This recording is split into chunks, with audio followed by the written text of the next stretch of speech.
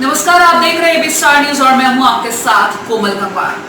देश में कोरोना महामारी की वजह से जहां जनता लड़ाई कर रही है, जंग लड़ रही है कोरोना से, वहीं दूसरी तरफ सरकार राहत कोष में दान देने की बात भी कह रही है। हालांकि लोग राहत कोष में दान भी दे रहे हैं, लेकिन आज जो खबर सामने आई है वो आपको सोचने पर मजबूर कर देगी। क्या सरकार के पास पैसा वाकई में नहीं है या फिर उनके पास पैसा है? क्योंकि आरबीआई ने 68,607 करोड़ का कर्ज माफ किया है। जी हाँ, 50 शीर्ष डिफॉल्टर्स, बिल्कुल डिफॉल्टर्स जिनका कर्ज माफ कर दिया गया है, जिनमें मेहुल चौकसी का नाम भी शामिल है। आपको याद होगा कि मेहुल चौकसी हीरा कारोबारी हैं जो देश से फरार हो गए थे। आपको बता दें कि 5,492 करोड़ का कर्ज है इनके ऊपर। ये शीर्ष जो डिफॉल्टर्स हैं, कर्जदार हैं, ये देश से भाग चुके हैं, इनको भगोड़ा कहा जा रहा है, लेकिन फिर भी आरबीआई ने इनका कर्जा माफ कर दिया है। तो इस पर यह सवाल जरूर उठता है कि हमारी सरकार वाकई में दान मांगने लायक है या फिर सरकार कुछ बातें छुपा रही है। क्योंकि जिस तरीके से 607 करोड़, जी हाँ, 68,607 करोड़ का कर्ज जो माफ किया गया है, इस पर यही सवाल उठता है कि वाकई में क्या सरकार इस तरीके से जो दान मांग रही है वो सही है या फिर कुछ छुपा रही है। और इसी पर बातचीत करने के लिए हमारे साथ बीजेपी नेता संदीप द्विवेदी जी जुड़ चुके हैं। संदीप जी, बहुत बहुत स्वागत है एबी स्टार न्यूज में। जी धन्यवाद। संदीप जी, इस तरीके से कर्ज माफ कर दिया गया और दूसरी तरफ सरकार दान देने की भी बात कहती है। कहीं मुख्यमंत्री राहत कोष में दान जा रहा है तो प्रधानमंत्री राहत कोष में दान जा रहा है, लेकिन अब ये जो 68,607 करोड़ का कर्ज माफ किया गया है आरबीआई की तरफ से, इस पर क्या कहेंगे आप? पहली चीज तो मैं आपको ये क्लियर कर दूं कि जिस न्यूज के बेस पे आप ये कह रहे हैं कि माफ किया गया, ऐसा कहीं कुछ नहीं है। जिस आरटीआई के बेस पे बनाई गई, उस आरटीआई ने क्लियर लिखा है कि बैंक ने अपनी तरफ से ये कहा है कि हम इन डिफॉल्टर से लोन रिकवर करने में सक्षम नहीं है और हमने अपनी तरफ से प्रयास करने बंद कर दिए। प्रोसेस ये होती है कि लोन जब बैंक से डिफॉल्टर से वसूल नहीं कर पाता है तो उसको नेगेटिव कैटेगरी में डाल दिया जाता है। उसको फिर वसूल करने की जिम्मेदारी सरकार पे आ जाती है और उसके लिए फिर कई अलग पैरामीटर्स होते हैं जिसकी सरकार वसूल करती है। उसमें चाहे वो डिफॉल्टर की कुर्की करना हो और उनकी संपत्ति को जब्त करना हो, वो सब प्रोसेस फिर सरकार के पास आती है। तो अभी ये माफ नहीं किया गया है, बैंक ने अपनी तरफ से प्रयास बंद कर दिया, लेकिन सरकार ने इन्हें माफ नहीं किया। सरकार आपकी बात मान ली है। बैंक के प्रयास जहां पर असफल होते नजर आ रहे हैं, वहां पर इस तरीके की बातें सामने आई। चलिए मेहुल चौकसी की बात कर लेते हैं। ये देश से बाहर है, इसीलिए हो सकता है सरकार की तरफ से कोशिशें नाकामयाब रही। विजय माल्या की बात कर लेते हैं, ये बाहर है इसीलिए हो सकता है। लेकिन बाबा रामदेव के ऊपर जो 2,212 करोड़ का कर्ज है, उसके बारे में क्या कहेंगे आप? वो तो देश में ही है। चूंकि चौकसी और आपने भी विजय माल्या की बात की, तो पिछले हफ्ते ही विजय माल्या ने ट्वीट किया था कि हमारा जो 10,000 करोड़ का लोन था उसमें से 5,000 करोड़ सरकार ऑलरेडी वसूल कर चुकी है। बैलेंस जो 5,000 करोड़ है वो मैं सरकार को देने के लिए तैयार हूँ, लेकिन सरकार मेरी बात मान नहीं रही है। क्योंकि सरकार जिस एग्रेसिवनेस से एक्शन ले रही है और जिस तरीके से न केवल देश में, जिसके बाहर भी जो बैठे हैं, सरकार उनको कहीं ना कहीं उनकी सत्तर की बात की कोशिश कर रही है। और सरकार किसी का पैसा नहीं छोड़ेगी, चाहे वो रामदेव हो, चाहे वो विजय माल्या हो, चाहे वो मेहुल चौकसी हो। बैंक ने प्रयास किया, सरकार देश में ही वापस आना चाहिए, पैसा बिल्कुल नहीं छोड़ना चाहिए। तो शुरुआत देश से ही क्यों नहीं कर रहे? अगर प्रधानमंत्री मोदी को राहत कोष में जब दान देने की बात कहनी पड़ रही है तो शुरुआत बाबा रामदेव से क्यों नहीं कर देते? अगर ये 2,212 करोड़ रुपए राहत कोष में आ जाते हैं या फिर वापस आ जाते हैं तो क्या देश की जनता को इससे राहत नहीं मिलेगी? तो शुरुआत यहाँ से क्यों नहीं की जाती? देखिए, मैं बाबा रामदेव को लेकर बता दूं, ऐसा कहीं कुछ नहीं है। सरकार किसी को रियायत देने के मूड में नहीं है, चाहे वो बाबा रामदेव हो और चाहे वो विजय माल्या और मेहुल चौकसी हो। और रही बात उनकी पीएम केयर फंड में डोनेट करने की, तो हर व्यक्ति ने अपनी क्षमता के पास से डोनेट किया, अच्छा अमाउंट डोनेट किया। सरकार कहीं ना कहीं वो पूरा अमाउंट है वो आम जनता के लिए खर्च करेगी। इसलिए किसी व्यक्ति विशेष से दबाव नहीं बनाया जा सकता कि आपको पीएम केयर फंड में इतना डोनेट करना है या इतना करना है। वो हर व्यक्ति स्वतंत्रता से जितना करना चाहे उतना की गई थी। ये बात एक अलग तरीके से कही गई थी, क्योंकि जनता जब भी कहीं पर कोई भी परेशानी होती है, चाहे वो प्राकृतिक आपदा रही हो या फिर किसी भी तरीके की आपदा रही हो, जनता अपनी तरफ से जितनी कोशिश कर पाती है, सक्षम होती है, उतना दान देती है। लेकिन जब इस तरीके से सरकार की तरफ से अपील की गई कि अपनी सक्षमता के अनुसार आप दान करें, ये बात ठीक थी। लेकिन अब जब कर्जा सामने है तो कर्जा इस समय पर जब जरूरत है तो वो कर्जा वापस क्यों नहीं लिया जा रहा? क्यों नहीं बोला दिया जा रहा है चुकाने के लिए। बाहर जो भगोड़े भाग गए हैं उनसे एक्सपेक्ट किया जा रहा है, उनसे हार मानी जा रही है। जो देश में है उनका क्या? देखिए, चाहे देश के अंदर हो चाहे देश के बाहर हो, सरकार किसी को नहीं छोड़ने वाली। वो दौर चले गए जब कांग्रेस चुपचाप अंडर द टेबल आधा वापस ले लेती थी और सब डिफॉल्टर के तौर पर सबको छोड़ देती थी, और एक पूरा का पूरा सभी कर दिया हुआ है। लेकिन फिर भी सरकार 100% 1 रुपए हर व्यक्ति से वसूल करेगी और सूद समेत वसूल करेगी। ये सरकार किसी का पैसा नहीं छोड़ने वाली है, आम जनता का पैसा है। ये किसी कांग्रेस के भ्रष्टाचारी का पैसा नहीं है कि जिसको जितना मना है उसने खा लिया। आम जनता का 1 रुपए सूद सहित सरकार वसूल करेगी। तो सरकार के पास अभी विकल्प है, चाहे वो विजय माल्या जैसे लोगों का प्रत्यर्पण करने वाली बात हो, या अगर रामदेव जी का भी कोई ऐसा लोन है तो सरकार के पास उसके भी विकल्प है। हर व्यक्ति सरकार पैसा वसूल करेगी, क्योंकि अभी थोड़ा सा कोविड की क्राइसिस थी, इसलिए थोड़ा सरकार उसमें स्लो थी। अदरवाइज ईडी को पता है कि इससे कैसे वसूलना है। जी संदीप जी, जैसा कि आप कह रहे हैं कि अभी कोविड-19 यही वक्त है जब ज़रूरत है पैसे की ज़्यादा देश को, क्योंकि इस वक्त देश के हालात और अर्थव्यवस्था को भी आप समझ सकते हैं। क्योंकि अब जो कर्ज माफी की ये खबर जब सामने आई है तो आपको नहीं लगता जनता में खलबली मच जाएगी? क्योंकि जहां जनता को अब ज़रूरत है, तो इस तरीके की जब खबर आरबीआई से सामने आई है कि 68,607 करोड़ इतना कर्ज जब माफ किया जा सकता है, तो क्या अब सरकार किसानों का भी कर्ज माफ कर देगी? जो किसान है उनका तो कर्ज इस तरीके से पहले माफ कर देना चाहिए। देखिए, पहली चीज मैं आपको बता दूं, ये कोई पहले सोच की खबर नहीं है, ये सिर्फ एक अफवाह है।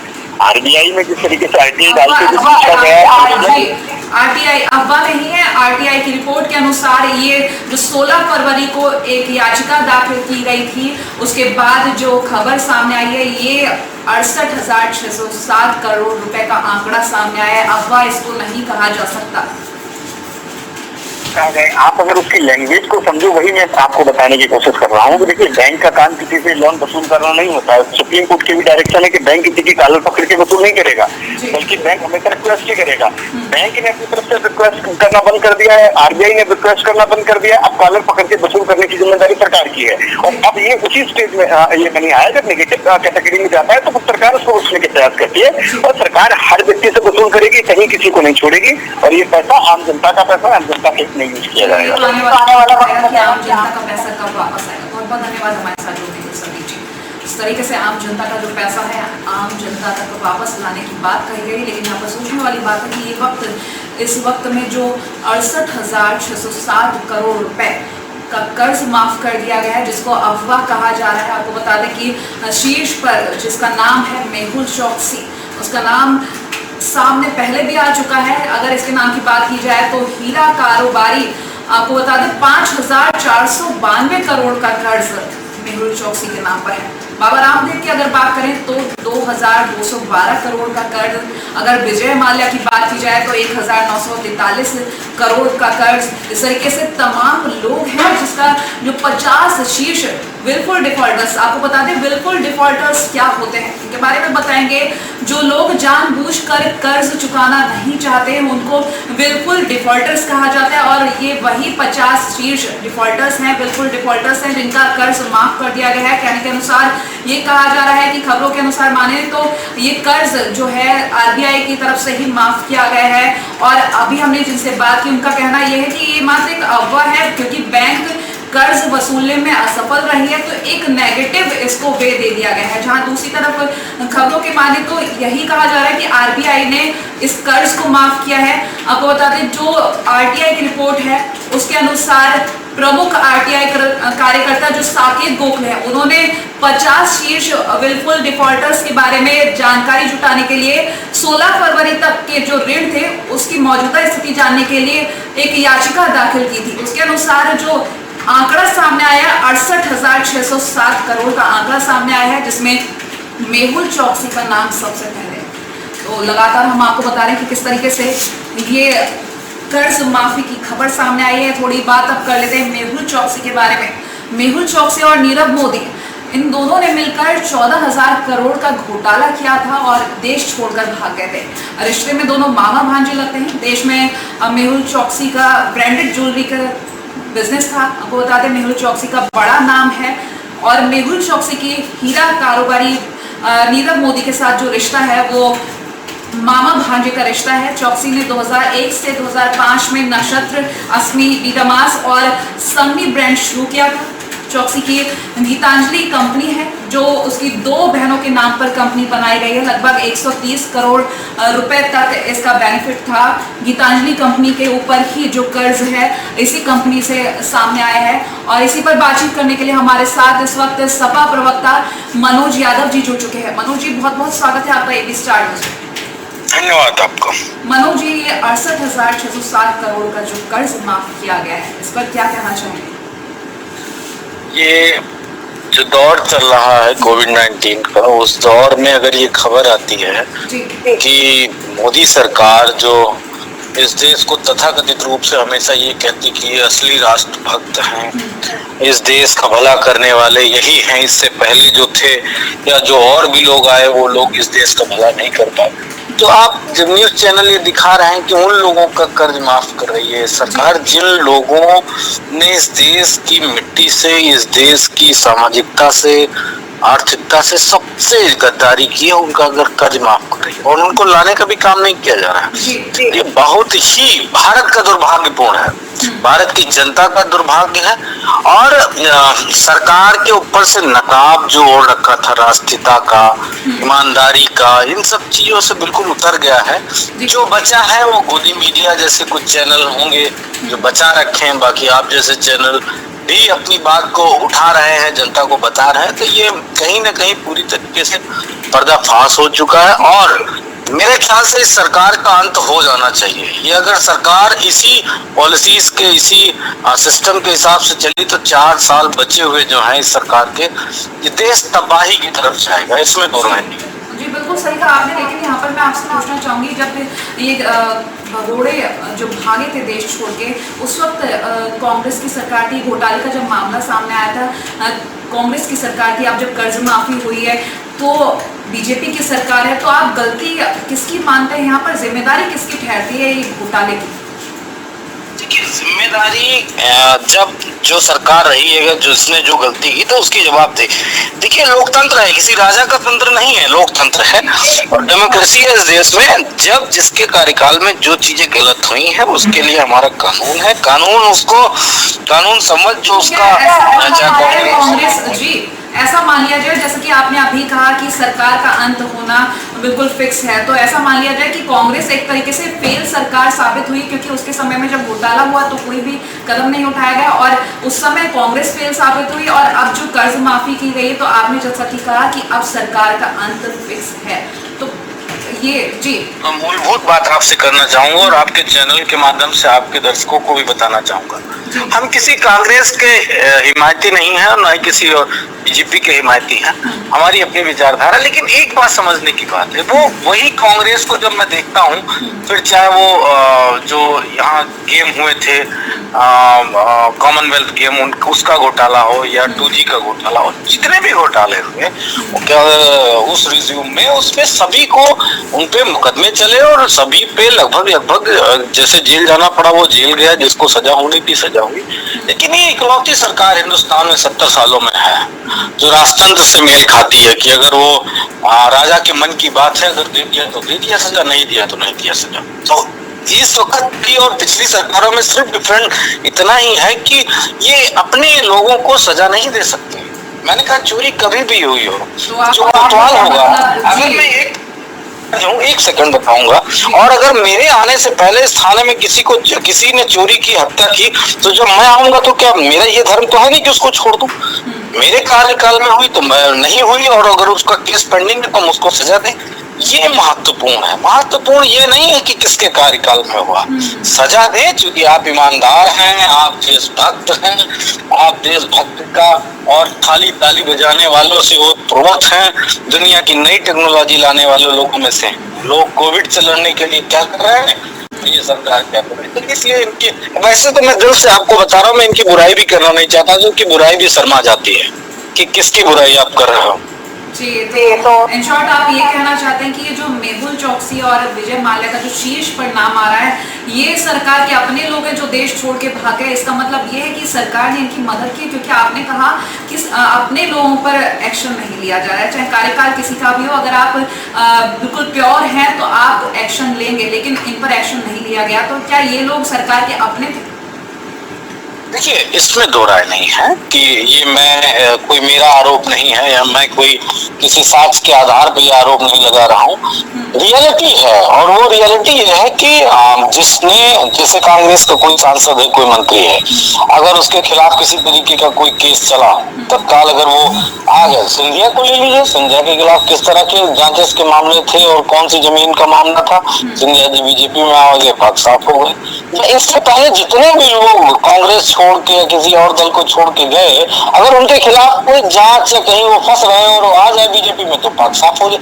तो बीजेपी ये वो सरकार है जो लोगों की मजबूरी का फायदा उठाकर अपनी नीतियां, जिन नीतियों को मैं कुरीतियां कहता हूं, उनको इस देश में लागू करना चाहती। राष्ट्रभक्ति का जो इसने चोला ओढ़ रखा है, वो मेरे ख्याल से वैसा ही जैसे हमारे गांव में कहावत है कि सियार ने शेर की खाल ओढ़ ली, सेम वही बात है। चलिए, हमारे साथ होने के लिए बहुत बहुत धन्यवाद सर। कैसे कहा गया कि सरकार के अपने लोग हैं इसीलिए कर्ज माफी हुई है, लेकिन सवाल अभी भी यही उठता है कि सरकार क्या वाकई में सक्षम है जो उसने कर्ज माफ कर दिया, या फिर दिखावा है कि लोगों से जो पैसा मांगा जा रहा है, दान देने की बात कही जा रही है कि प्रधानमंत्री राहत कोष में दान दीजिए या फिर मुख्यमंत्री राहत कोष में दान दीजिए जनता की भलाई के लिए। तो अब सवाल ये उठता है कि आरबीआई की तरफ से ये 68,660 करोड़ का कर्ज माफ क्यों कर दिया गया। ऐसे में अगर ये कर्ज वापस होता है, कर्ज चुकाया जाता, तो देश की जनता का कितना भला होता है, ये आप भी सोच सकते हैं। क्योंकि इस वक्त जो मांगने की जरूरत पड़ रही है, राहत कोष में दान देने की बात हो रही है, उससे यही साबित हो रहा है कि सरकार अभी सक्षम नहीं है जनता के लिए इतना करने में।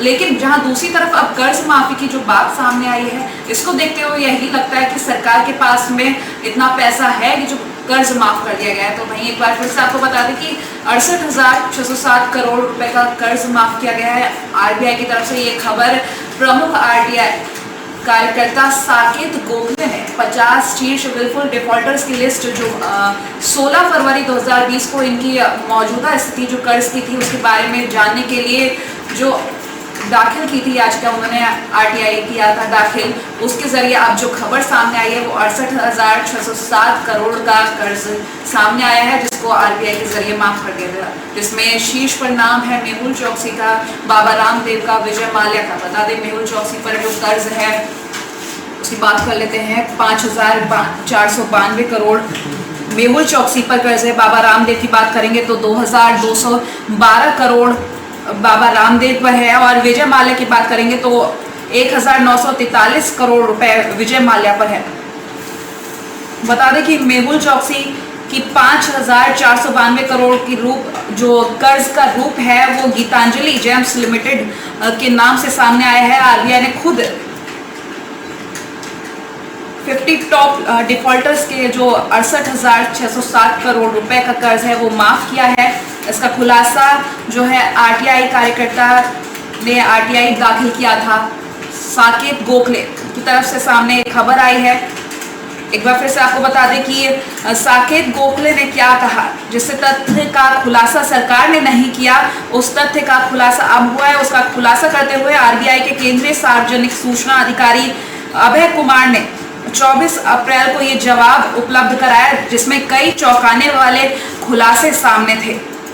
आपको बता दें कि इसके साथ ही उन्होंने ये भी कहा था कि मैंने आरटीआई इसलिए दाखिल किया था क्योंकि वित्त मंत्री निर्मला सीतारमण और वित्त राज्य मंत्री अनुराग ठाकुर ने कांग्रेस सांसद राहुल गांधी द्वारा पिछले बजट सत्र में संसद में 16 फरवरी 2020 को पूछे गए इस सवाल का कोई भी जवाब नहीं दिया था, जिसके बाद उन्होंने आरटीआई दाखिल किया, जिसका नतीजा ये है कि 68,660 करोड़ रुपए का जो कर्ज है वो आरबीआई की तरफ से माफ किया गया है।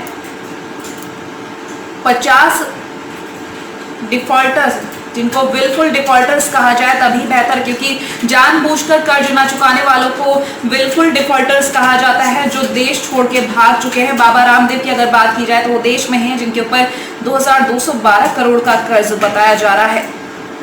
इस सूची में दूसरे स्थान पर REI एग्रो लिमिटेड है, जिसने 4,314 करोड़ रुपए के कर्ज लिए थे। इसके अलावा बता दें, पहले नंबर पर मेहुल चौकसी का नाम है, जिन पर 5,492 करोड़ का कर्ज है। साथ ही साथ आपको बता दें, अगले भगोड़े का नाम जो हीरा कारोबारी जतिन मेहता है, विंसम डायमंड्स एंड ज्वेलरी का नाम सामने आया है, जिस पर 4,076 करोड़ रुपए का कर्ज है। बता दें कि केंद्रीय जांच ब्यूरो विभिन्न बैंक धोखाधड़ी के लिए इसकी जांच भी कर रहे हैं। हालांकि 2,000 करोड़ रुपए की श्रेणी में कानपुर स्थित रोड मैक ग्लोबल का नाम है, जो प्रसिद्ध कोठारी समूह का हिस्सा है, जिसने 2,850 करोड़ रुपए का कर्ज ले रखा है। इस श्रेणी में कई और नाम भी शामिल हैं, वो मैं आपको नाम बता देती हूँ। कुदोस केमी जो पंजाब में है, 2,326 करोड़ रुपए का कर्ज है। बाबा रामदेव का नाम इसमें शामिल है और बालकृष्ण के समूह की कंपनी रुचि सोया इंडस्ट्रीज लिमिटेड का भी नाम शामिल है, जो कि इंदौर में है। 2,212 करोड़ का कर्ज है इस पर। और जूम डेवलपर्स का भी नाम शामिल है, जो ग्वालियर में है। इस पर 2,012 करोड़ का कर्ज है। इस सूची में 18 कंपनियां 1,000 करोड़ रुपए का कर्ज वाली हैं, जिनका नाम इस श्रेणी में शामिल है। 18 कंपनियां ऐसी हैं जिनके ऊपर 1,000 करोड़ रुपए का कर्ज है, जिनमें से कुछ मुख्य नाम ऐसे हैं। हरीश आर मेहता की अहमदाबाद स्थित forever premier jewellery and diamonds, जिनके ऊपर 1,962 करोड़ रुपए का कर्ज है। और भगोड़े शराब कारोबारी विजय माल्या, जिनका नाम काफी ज्यादा चर्चाओं में रहा था, सुर्खियों में रहा था, जिनकी बंद हो चुकी कंपनी किंगफिशर एयरलाइंस पर जो कर्जा है वो 1,943 करोड़ रुपए का कर्जा है। इसके अलावा 25 ऐसी कंपनियां हैं जिनके ऊपर 1,000 करोड़ से कर्ज बकाया है। ये 605 करोड़ रुपए से लेकर 984, जी हाँ, 1,000 से कम का कर्ज, 1,000 करोड़ कम से कम, आपको बता दें 605 करोड़ रुपए से लेकर 984 करोड़ रुपए तक ये कर्ज है। ये कर्ज या तो व्यक्तिगत तौर पर लिया गया था या फिर समूह के रूप में लिया गया था कंपनी के नाम पर। जहां हम आपको बता रहे हैं कि 50 शीर्ष जो 50 टॉप विलफुल डिफॉल्टर्स के नाम लिस्ट में सामने आए हैं, जिनमें से सबसे पहला नाम बता दें आपको, हीरा कारोबारी जो हीरा कारोबारी मेहुल चौकसी, इनका नाम सामने आया। इनके ऊपर 5,492 करोड़ का कर्ज है। और इसी पर बातचीत करने के लिए हमारे साथ वरिष्ठ पत्रकार रोशन गौड़ जी जुड़ चुके हैं। रोशन जी, बहुत बहुत स्वागत है आपका एबी स्टार न्यूज में। रोशन जी, आवाज मिल पा रही है आपको? शायद संपर्क टूट गया है उनसे, फिर से जुड़ेंगे, लेकिन इसी बीच आपको एक बार फिर से बता देते हैं, 68,607 करोड़ की कर्ज माफी की जो खबर सामने आई है, इस बीच सरकार के सामने कई सवाल खड़े होते नजर आ रहे हैं। बता दें कि जिस तरीके से प्रधानमंत्री कोष में जो दान देने की अपील की जा रही है, साथ ही साथ इस तरीके की जो खबर सामने आ रही है कि RBI के द्वारा ये कर्ज माफ कर दिया गया। अगर ये कर्ज माफ न करके ये पैसा वापस देश में लाया जाता तो जनता का कितना भला होता, ये आप भी सोच सकते हैं। एक बार फिर से आपको बता दें, 50 टॉप विलफुल डिफॉल्टर्स की जो लिस्ट सामने आई है, इनके ऊपर जो कर्ज था उसको माफ कर दिया गया। अगर माने तो ऐसा भी कहा जा रहा है कि बैंक असफल रहा है इनसे कर्ज वापस लेने में, इन्होंने जो पैसे लिए थे वो पैसे वापस लेने में बैंक असफल रहा है, इसीलिए इसको कर्ज माफी कहा जा रहा है एक नेगेटिव वे में। हालांकि खबर जो सामने आई है वो यही है, RTI की अगर जो रिपोर्ट्स माने तो यही खबर है कि 68,607 करोड़ का कर्ज माफ किया गया है। प्रमुख RTI कार्यकर्ता साकेत गोखले के अनुसार 50 शीर्ष बिल्कुल डिफॉल्टर्स के बारे में जानकारी हासिल करने के लिए 16 फरवरी तक के जो मौजूदा स्थिति थे ऋण के, वो जानने के लिए उन्होंने RTI दाखिल किया था, जिसके बाद अब नतीजे ये हैं। 24 अप्रैल को जो खबर सामने आई वो उसके अनुसार 68,607 करोड़ रुपए का कर्ज माफ किया गया है RBI की तरफ से। 50 शीर्ष बिल्कुल डिफॉल्टर्स, यानी कि जो जानबूझकर कर्ज नहीं चुकाना चाहते, देश छोड़कर भाग चुके हैं या फिर अभी भी देश में है, तो सोचने वाली बात है कि हमारी सरकार सक्षम है देश की जनता को खिलाने के लिए या फिर कर्ज माफ करने के लिए। क्योंकि जब जनता की बात सामने आती है तो सरकार का कहना यही होता है कि आप लोग दान दीजिए। जहां प्रधानमंत्री राहत कोष में सेलिब्रिटीज दान दे रहे हैं, जनता भी कोशिश कर रही है जितना हो सके वो दान दे रही है, लेकिन यहाँ पर सवाल ये उठता है कि अगर दान लिया जा रहा है तो ये कर्ज क्यों माफ किया गया है? 607 करोड़ में अगर आधे भी वापस आते हैं तो इसमें भी जनता का कितना भला होगा ये हम सभी जानते हैं। लगातार हम बात कर रहे हैं आरबीआई की तरफ से जो कर्ज माफी की गई है, आरटीआई की जो रिपोर्ट सामने आई है। आपको बता दें 16 फरवरी 2020 में जो आरटीआई, बता दें फरवरी की 16 तारीख को जब आरटीआई दाखिल किया गया था, उसके बाद अब 24 अप्रैल को जो ये खुलासा हुआ, बड़ी चौंकाने वाली खबरें सामने आई कि 68,607 करोड़ का जो कर्ज था वो माफ कर दिया गया। इसमें कई लोगों का नाम शामिल था। हालांकि देखने वाली बात होगी जिस तरीके से जो नेता कह रहे हैं, बीजेपी के नेता कह रहे हैं कि ये कर्ज वापस लिया जाएगा, आम जनता का पैसा है तो आम जनता तक वापस आएगा, लेकिन आखिर ये पैसा आएगा कब, ये देखने वाली बात है। इसी के साथ फिलहाल आपके लिए इतना ही। देश और दुनिया की तमाम बड़ी खबरों के लिए देखते रहिए ABC।